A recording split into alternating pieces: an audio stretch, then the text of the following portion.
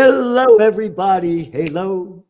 Halo shampoo. Halo. Remember that show? Don't have Halo shampoo anymore. No, Hey. don't have a lot of good things anymore.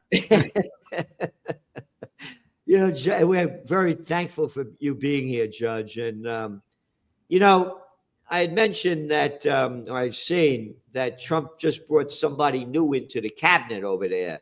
That guy, what starts with a B, Bajorno? What's his name? Oh, Dan Bongino is the deputy director of the FBI. Yeah, what did he? You were on Fox a lot of years. What was he doing on Fox?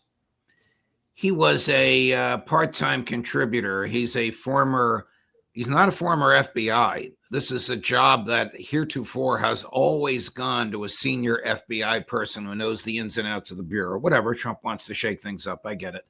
He is a former NYPD and former Secret Service. I'm actually surprised. He'll be happy to hear me say this. I am surprised that he gave up his podcast and radio show because he's the king of the hill. He's second only to Rogan. His numbers are huge and his income is extraordinary. And now all that's gone. I don't know if he's paying somebody to replace him or if it's just going to dissipate, but it's gone. Trump has brought in the numbers that are out there, some 19 people from Fox onto his into his office. And the one person that he should have brought in that was the top of Fox is Judge Andrew Napolitano. And there was an opportunity for that to happen when Trump was president back in 2018, when he had to select a new Supreme Court judge. And rather than selecting the judge, he brought a clown in there to take the place. But there was nobody on Fox that had a better reputation than Judge Andrew Napolitano, because he's a man that just talks about facts, not what I believe, what I want, what I wish, what I hope for, only about what is in the Constitution, what is in the Bill of Rights that have been stolen from us. But the truth isn't allowed. You got to look at that. It's a freak show. And to mention how the media, by the way, has become such a freak show. This is a story that's making the news, whether it's the toilet paper record, the New York Times. Well, they call it the paper record. It's the toilet paper record. It's only good to wipe your ass with that paper. This is the Wall Street Journal. $5 a day for this thing, by the way. It's not worth anything anymore. MSNBC revamp elevates Psaki. Psaki. MSNBC is overhauling much of its lineup, canceling prominent anchor Joy Reid's show and elevating former Biden White House press secretary Jen Psaki in an effort to refresh its programming. Wait a minute. You're bringing in a former White House piece of bullshit that puts out propaganda? You call this the media? They're nothing more than prostitutes. They're media whores that get paid to put out by their corporate pimps and government whoremasters. This is disgusting. Journalism is dead. And that's why you got to tune in to see the judge, because he says what the facts are, as we do with the Trends Journal. And thank you for your kind and generous words. I don't know her. I've never met her, and I don't watch MSNBC, so I don't know why they're promoting her. They must think she's going to produce ratings. I don't know.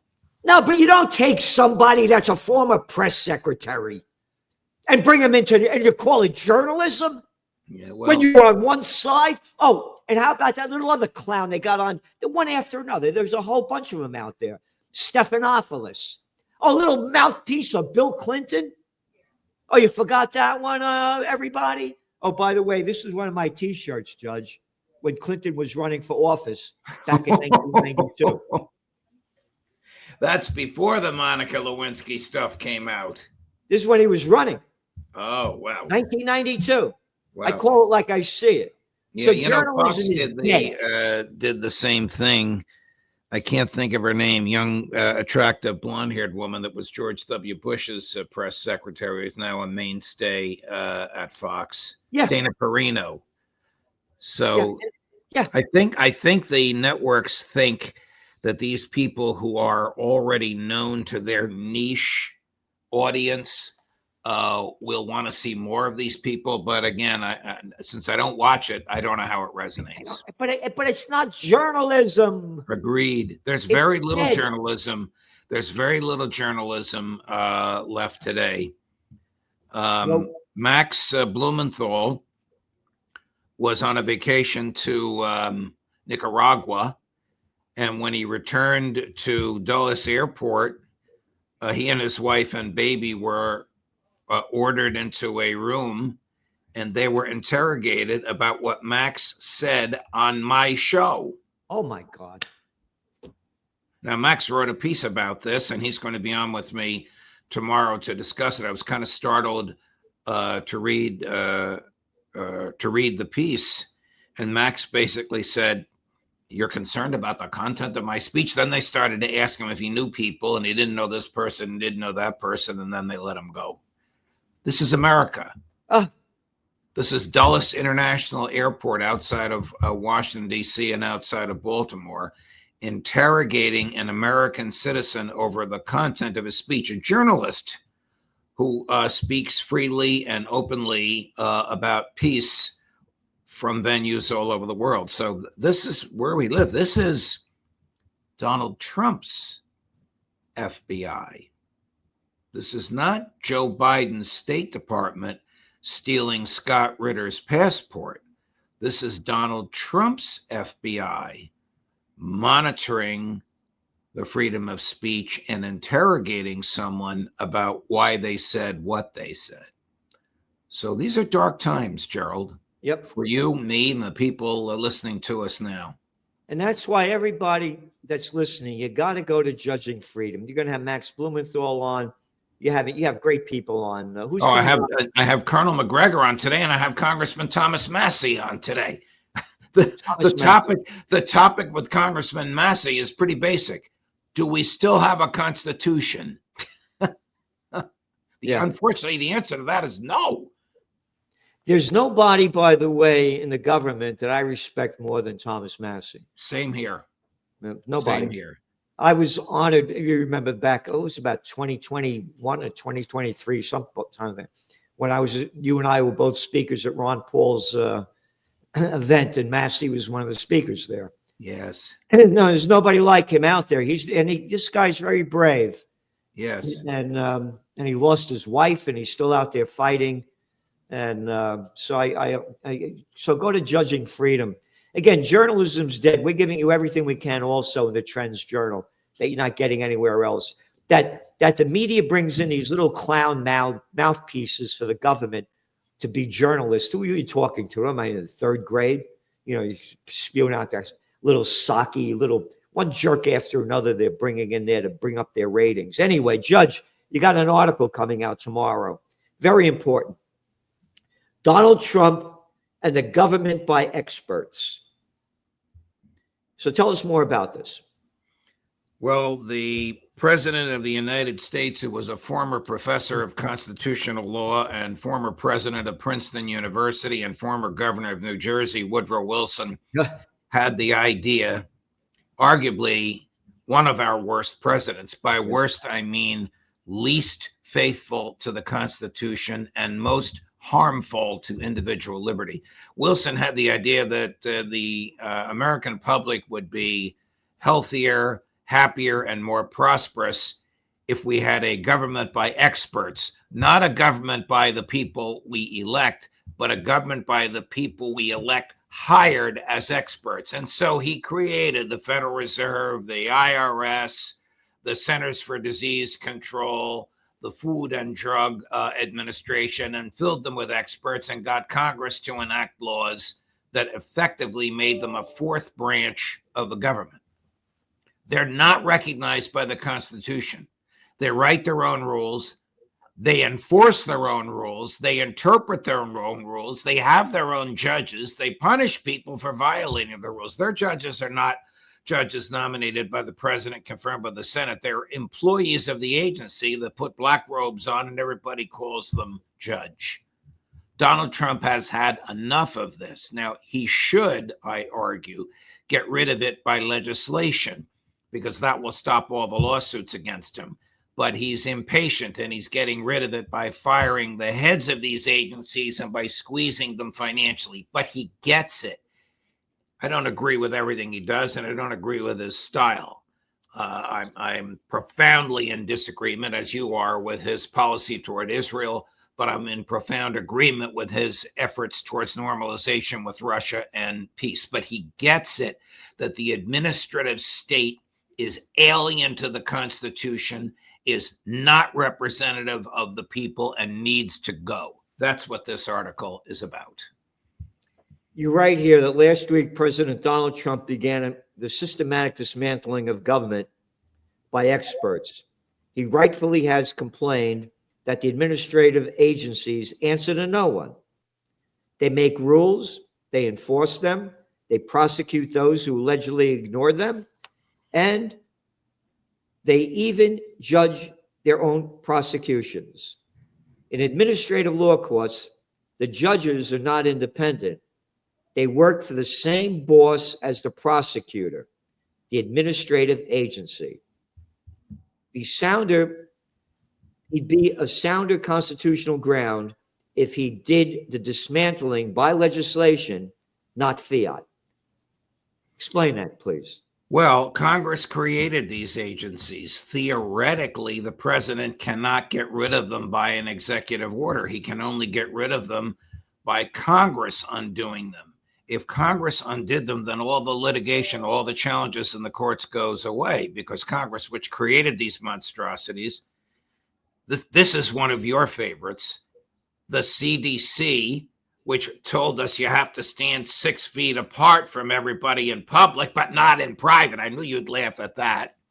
The EPA, which declared a mud puddle to be a navigable water. The Marine and Fishery Group, which said we're going to put federal agents on the boats to count the number of fish you take out of the sea, and then we're going to send you a bill for the salary of the federal agents. All this stuff is not done by Congress. It's done by administrative agencies, and Trump wants to stop it by starving them, by holding back their money.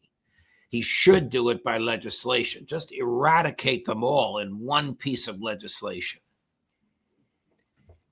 You know, you also write something here. This may get some people wouldn't like to hear. You say that, by the way, you mentioned one thing you didn't mention about that little slime ball. Of course, you're a Princeton guy, so you got Woodrow Wilson, was the former president of Princeton. Second worst president in history. Yeah. Gave us World War I. Correct. Gave us the federal income tax. Gave us the Federal Reserve. Yeah. Say again? I'm a Yankee Doodle dandy, a Yankee Doodle do or die. Remember that? Yes. Yeah, how they sold us World War I like it was a smart thing to happen. Over there, over there. Yeah. Oh, the Yanks are coming over there. What are you doing over there? Oh, you got a slime ball that brought you into the war, and that's been. But you also say, now this is going to upset some people. I have often thought that after Abraham Lincoln, Woodrow Wilson was our worst president. Abraham Lincoln? Why? We have Lincoln's Day. How could you say that?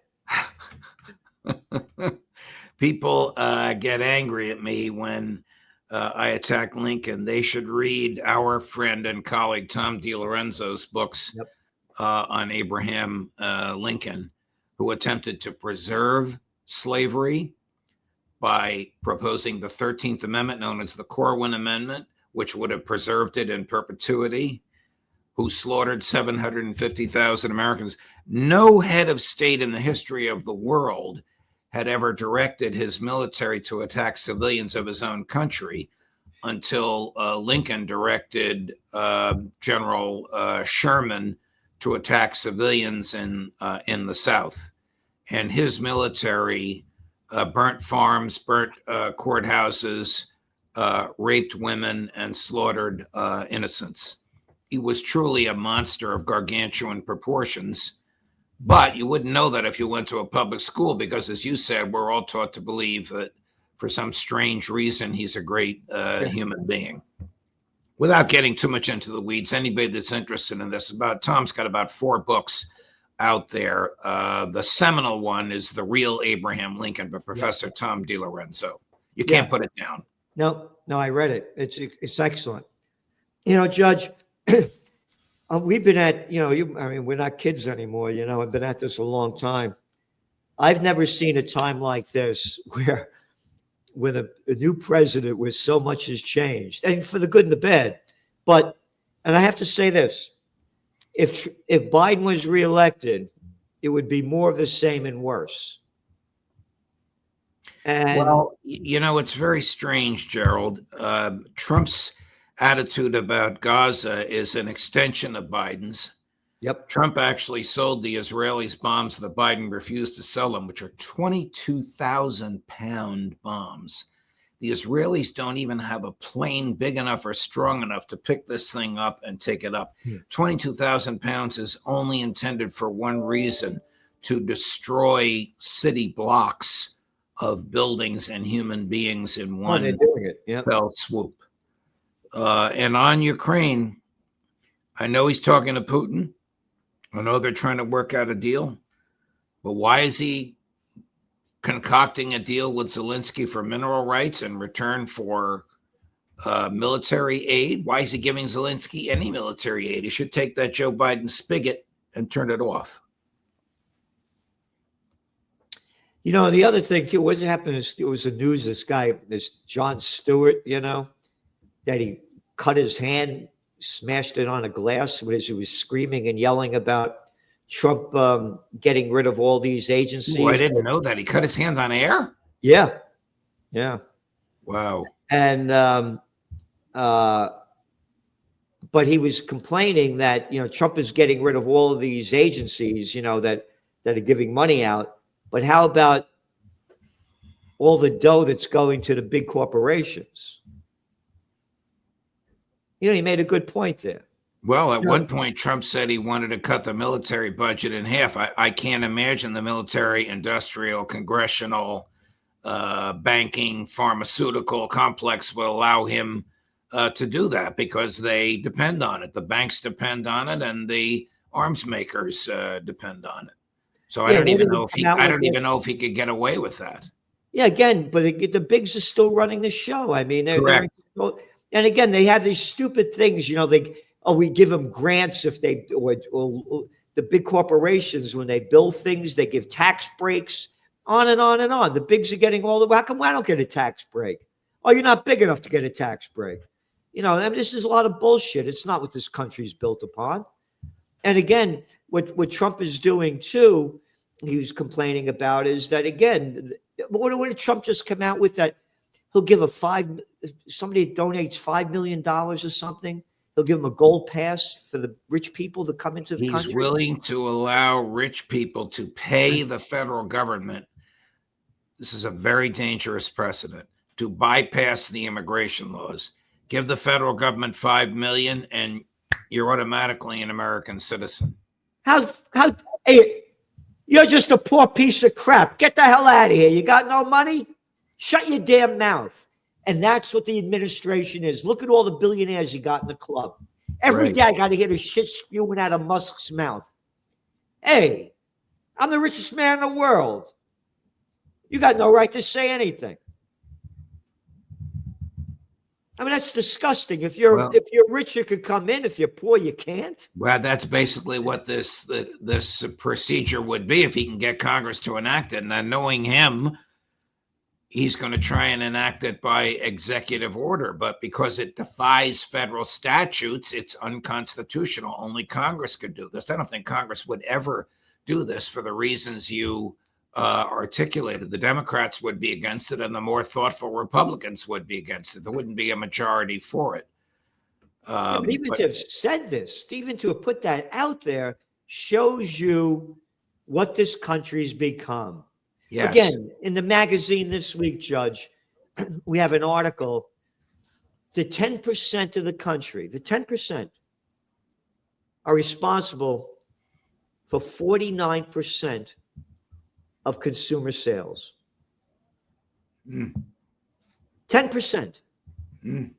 49%. The middle class, when we grew up, there was a middle class, it's all gone, all shrinking. The rich own everything. And all you got to do is look at this administration, and it's right in front of everybody's eyes. Only the billionaires are there. If you're not rich, get the hell out of here.